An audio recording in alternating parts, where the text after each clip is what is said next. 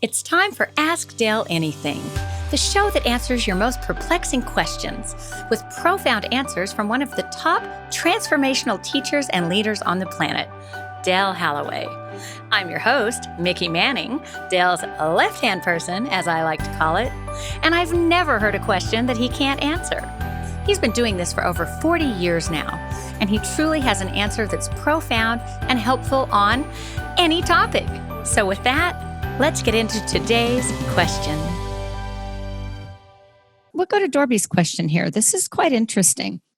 She says, when I meditate, I experience images on the screen of my mind that are irrelevant to me. I don't know the people or the scenes, but the visuals play out as scenarios. It does not pertain to my life. Besides being a challenging distraction, can you explain why images appear that don't appear related to me? And how can I quiet or eliminate these images? Yeah, that's a good question too, Dorby. So what happens there is some of these images have nothing to do with us whatsoever at all.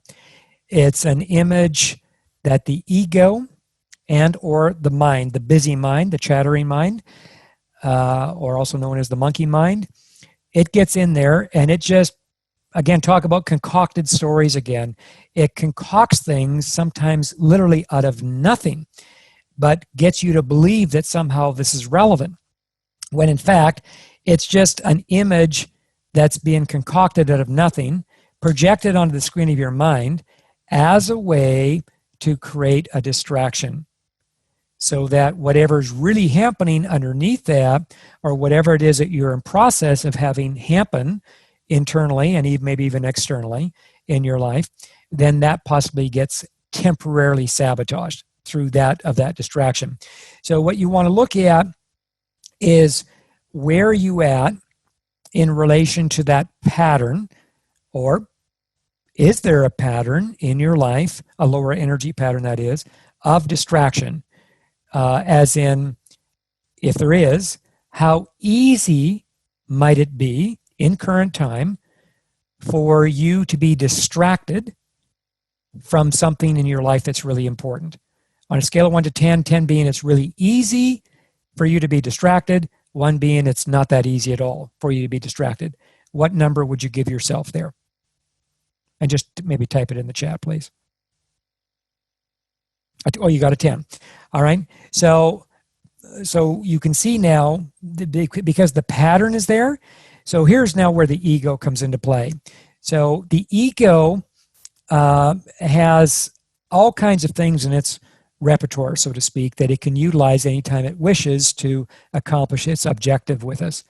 And so if we have a lower energy pattern called distraction, so then now the ego can literally push the play button on that pattern of distraction anytime it wishes. And in doing so, now it becomes even easier for the ego to create an image out of nowhere. It could be an image of something you watched on television last night that you weren't even paying attention. You were somewhat in a sleepy state, but the ego grabbed it and said, hey, that's a good image to use for tomorrow or in a few hours from now or whenever. But the image in this case is being used as a way to further that patterning of distracting you from something that's really important. Of course, your mind can get in there, and if your mind is not a disciplined mind just yet, then now the mind can get in there and start to play a little havoc too, meaning once the ego projects an image that has no relevance to you whatsoever, it projects an image on the screen of your mind, and then from there the mind can grab it and just start running with it, like as in that chatterbox. So the chatterbox is vocal with the mind. You can also have an imagery box, where there's a box in there that just starts pulling out these images that have nothing to do with anything that's going on in your world, anything that's going on within you. It's just another way to support this patterning of being distracted. And so in that, whenever that happens, you want to be able to catch, okay, that's a distraction, or that's a false image, right? And versus, and this is where you'll learn how to get better at discerning, because there'll be some images that'll be real for you, absolutely real for you. In other words, they're part of that storyline that's unwinding out.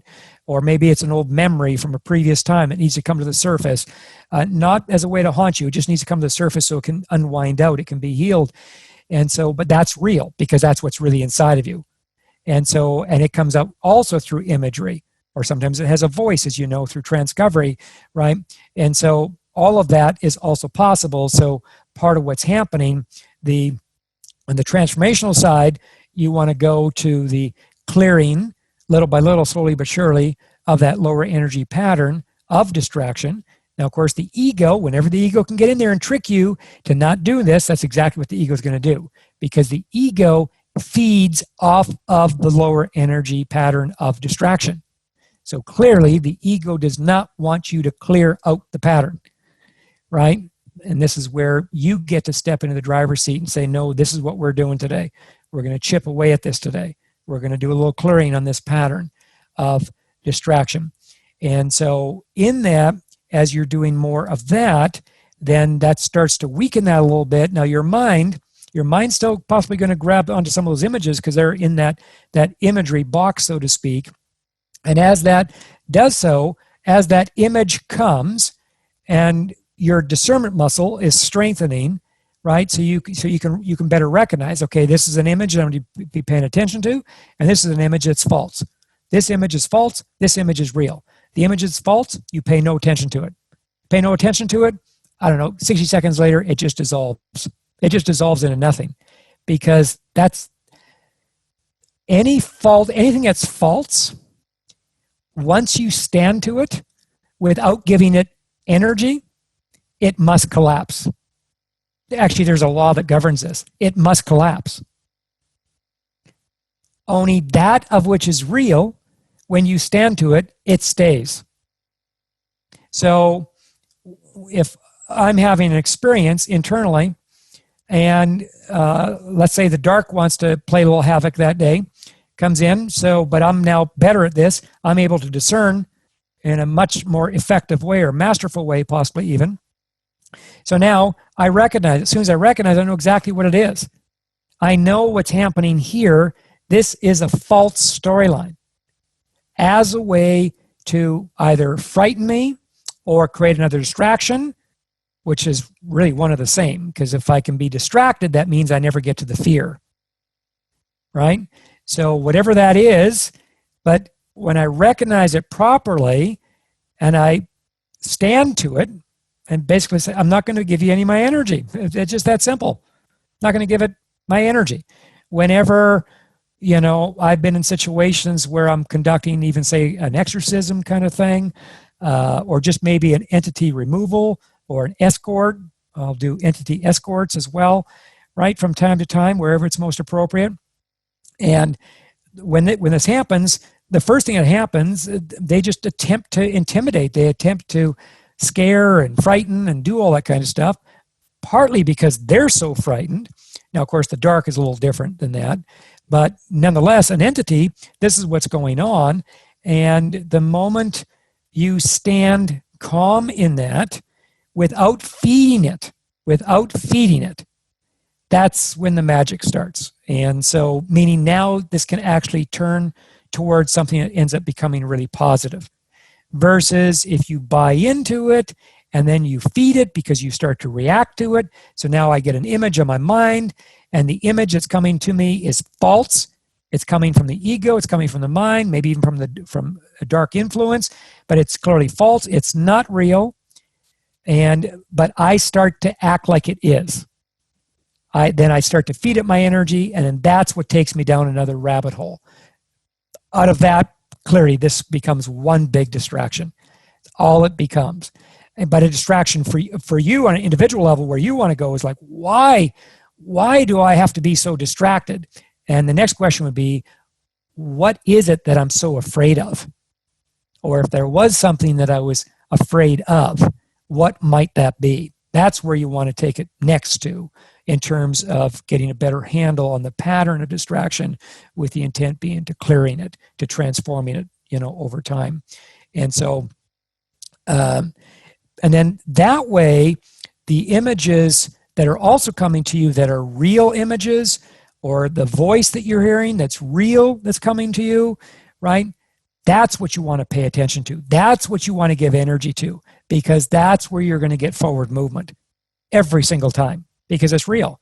But part of the trick is to discern between what's false and what's real. That's why you're going to need that discernment muscle. So, and that discernment muscle, I mean, it's a muscle. You're going to have to go into the gym. You're going to have to work it, right? There's just no, you're not going to wake up one morning and all of a sudden have a strong discernment muscle. You've got to do the practices. You've got to get engaged. You've got to work in this regard little by little, slowly but surely, just like you would if you want to, develop strong quads or strong shoulders or whatever. You're going to have to go and do the work. Same thing here. We're still going to have to go do the work. This is more energetic and transformationally speaking, but we're also going to have to do the work. But that's one of the blessings of doing the work, is that these inner muscles come online, as in this inner muscle of discernment, which you're definitely going to need. So you start off with whatever level you're at with in terms of that muscle, that inner muscle of discernment. You start off with wherever you are. Sometimes you're going to nail it, and other times you're not. That's all part of the process. But over time, if you continue on with this, over time you will get better. You will get better. We all do. As long as you stay with it. You stay with it, and you stay true to the practices. You stay true to the process. You stay true to the work, right? You stay true to all of this. And over time, maybe not overnight, but over time, at some point, you just notice you're getting a little better at this. And then another month or two later, you notice you're getting even a little better at this, and you're getting better again and better again. And at some point, it starts to get really exciting, because you really start to feel that level of authentic. In fact, that's what authentic empowerment is really accessing these inner muscles, these energetic inner muscles, and then purposely developing them, strengthening them over time, right? Over time, not in the course of a weekend, over time. And so that's why I say all this stuff, any of it can pretty much be turned into a transformational opportunity, at least to some degree, whatever it is that we're currently confronting in our own day-to-day worlds. So Dale, she actually followed up here, and she says, sometimes I don't catch it for some time, so I lose precious concentration, but I can stop it usually when I recognize it. She says, thank you. My fear is I am afraid of not reaching my desired goal of liberation and truth and God. Okay, good. So keep that fear in front of you so you know what it is. I would suggest you remain open, as in there might be another fear that's hidden that also needs to come to the surface. And if that's true, then it will come to the surface as long as you stay open to that. And also know that, again, this is a process. And so sometimes, it might take you a little longer for you to catch it. Then other times, it doesn't take you as long to catch it. So when it doesn't take you as long to catch it, give yourself a little celebration. Go treat yourself to something that's one of your favorite things to do. Or just at least acknowledge it to yourself. Acknowledge it in a positive way, right? When you go overboard, so to speak, and it drags out, then be aware of whether or not you might come in there and possibly get hard on yourself, beat yourself down a little bit, make yourself wrong, right? Because that's now the ego. The ego is going to want you, if it can, get you to go in there, and those times when you stretch it a little bit and you don't catch it right away, right? At some point, what's really happening, the ego is kind of sets you up to see if you can just go a little further, because if you just go a little further without catching it, then there's the odds that you're going to pound on yourself after you do catch it. You're going to get hard on yourself. And because that's ultimately what the ego wants you to do. The ego wants you to get hard on you, because when you get hard on you, your ego gets fed, F-E-D. It gets fed. In fact, every time you get hard on you, or you get hard on someone else, you're feeding the ego. It's one of the most common tricks. It's not the only trick, but it's one of the most common tricks. And so just be aware of that. So let's say you do go over and you don't catch it right away. All right.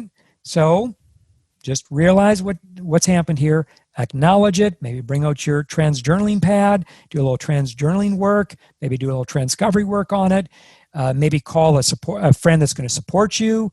Maybe you can talk about it out loud and just have somebody listen to you in a very loving, attentive way, just as a way for you to get it off your chest, so to speak, so you can let it go, which means you're not going to beat yourself up.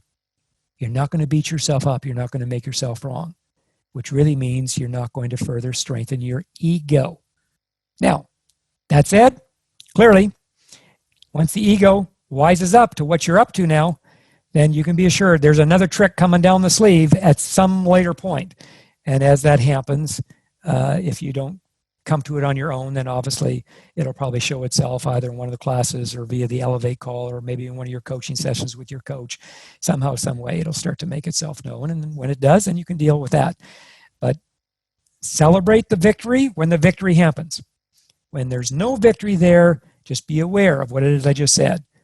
And in that awareness, at any point, you can choose. You can choose to say, this time I'm not going to beat myself up. I'm not going to super praise myself, and I'm not going to beat myself up either. In fact, I'm going to go call a friend. And as I said, take any of those suggestions that I gave you and follow through on one of those, just as a way to change it up a little bit, so that the bottom line is you don't beat yourself up anymore. That's wonderful. So she had some great comments here. She says there are always more fears, but she will stay open. And thank you. She says she beats herself up, and that's her ego's strong pattern. So she says, I will starve it. She says her ego is so crafty, but she will be aware as best she can. Very good, Dorby. Very good. All right, everybody. Thanks so much for joining us.